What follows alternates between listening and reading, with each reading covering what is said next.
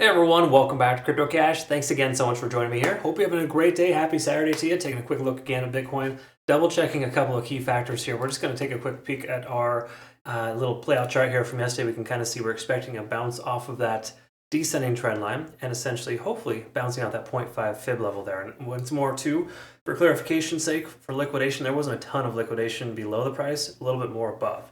So that could change here today. We're going to double check and see, but as we can see here, 0.5 fib holding very strong, 68,500. If you saw my video from yesterday, you'll know that that was a potential pivot point, which it is. And now we're establishing higher highs and higher lows with a bullish backtest of this descending trend line. That's generally a very favorable sign. So we're right where we want to be in a lot of ways. But does this mean that we're going to just go hard and take a long position with Bitcoin at this point? It's a weekend, folks. Probably not the best recommendation.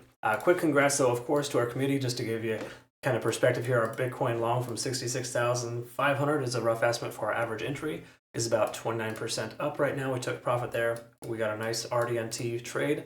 2 weeks ago, we took that trade, and a lot of folks were stressing about it. Worked out perfect, okay? Again, didn't work out perfect, but it worked out the way that it should have, right? We trusted the TA, we made sure that it worked out without getting shaken out by the trade. Okay, so again, kudos to those who stuck with that. Taking a look here, of course, at the back-end data on Bitcoin for the last 7 days. I just refreshed, and we're taking a look here, of course, just to see if there's any new liquidation levels, and we can see some shorts here at about 69,800. So again, that 70,000 mark is kind of a psychological support or resistance level. So there's a chance that some folks could be successful there, but I personally think that we're getting closer to this upper liquidation level. It would make more sense to sweep that.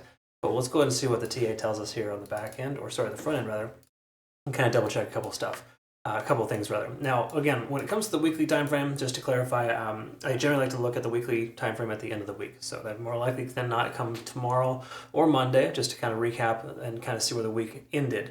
It's still a little premature, but also still very much relevant. What I want to point out is that we're still stochastically swinging up on the weekly time frame. We have a lot of bullish momentum. Every time we've done that in the last year and a half, we've seen significant results from Bitcoin. So we're in good shape. We have a lot of reasons why the price is more likely to go up than down. Take a look at the daily time frame here. We can see, again, that large amount of volume, 67,000, is that point of control. That hasn't changed at all. If we take a look at our moving averages too, same scenario here. They're all hanging out right there in that 64 to 65K range, reaffirming that support in that range. So if the price does pull back again for Bitcoin, I think that's a solid bouncing point. It's going to take a lot of volume to get through that level. You got to recognize too, it's going to take a lot of volume to get through 70,000 too, just based on the simple fact that it's a common resistance level for every large number. So 60,000 support, 50,000 support, if you remember that. 70,000 is another one of those.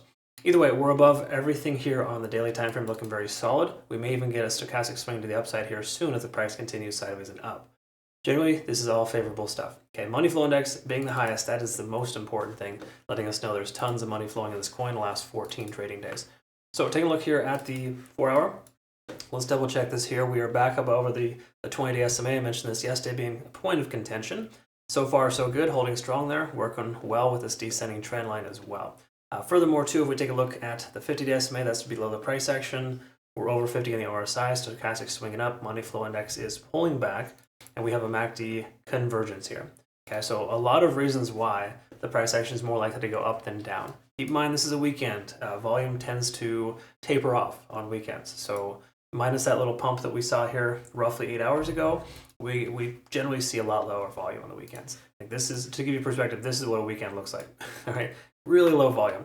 So anyways, all that having said, today I wouldn't expect monumental returns, but I can say though that this descending trend line breaking above that, retesting as a potential support is huge. Let's take a quick look at Ichimoku Cloud. And just quickly confirm here that we're over the cloud, hanging out right there at that 0.5 fib. Another reason why that's a key level support for us here. So 68,500 is the new low. And hypothetically, if we break through this 0.382 level, we could see somewhere in the range of this next 0.236 at 70,000K retested. Okay?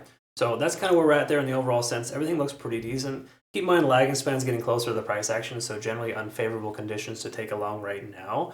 Again, part of that comes from it being a weekend, but also just that this little run has slowed down and we might see a retracement to potentially one of the next key levels here.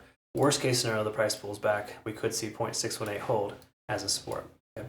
So again, a lot of little things that could unfold and should unfold, but At this point, it's doing Bitcoin's performing the way that it should, which is exactly why we secured profit. And if you haven't already taken profit yourself, I would consider doing so just to be safe. Again, you don't want to get greedy on the weekends. Weekends are very weird to trade.